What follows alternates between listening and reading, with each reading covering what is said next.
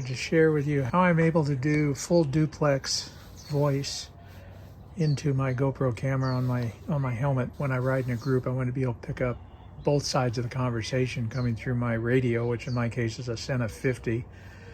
But as you'll see, this will work with any communication device because it's kind of a hardware solution. It's not dependent on the software built into your radio. Also, I've added onto this setup a power supply to power my GoPro camera, and the one I chose, and I'll give the links down in the description for all the hardware that I'm using for this. But the one I'm using is a USB storage unit, little self-contained, and it's got a feature which I like when there's a load on it. Let's try to plug this in. When there's a load on it, which I'll plug the camera in here, it automatically senses the load and turns on. So I wanted that. This thing will power the GoPro. I'm using a Hero 12 Black. It will power it for about 7 hours if I'm using the GoPro internal battery as well. About 7 hours on 5.3K with stabilization turned on. So the highest current drain on it. And it still powers it for about 7 hours.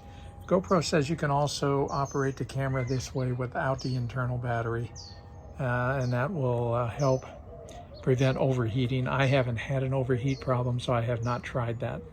Okay, for the wiring, I just the power wire comes out of the power bank, comes down. I've just put a couple of self-stick stays to keep the wires in place. I bring them down underneath my camera mount. These are just kind of pinched in place, not a great deal of pressure on them. Another self stick here. Then I'm coming into the GoPro optional, sorry about the lousy camera work, 3.5mm mic adapter, which wraps around and plugs in to the GoPro through this accessory door. Again, I'll put all of the links to all of these different hardware pieces in my description below.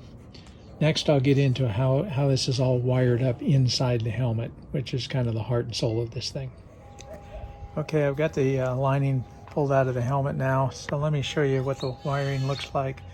Basically, this is the wire coming from the 3.5mm mic adapter, the GoPro adapter, and that accepts input from external microphones. So what I'm doing is I'm bringing this microphone adapter wire down into the helmet, and I split 3 ways. That's where the blue heat shrink is. One of those goes to a mic under each speaker. If I lift this speaker up, you can see I've just got the microphone mounted right underneath the speaker. So it's picking up incoming conversation from coming through the radio from others. And then the third mic, these are all wired in parallel. All of these wires, all these 3 microphone wires are in parallel.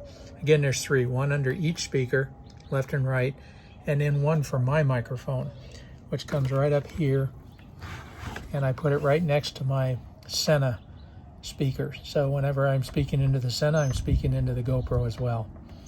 And just tuck the wires away and show you the side that I haven't removed.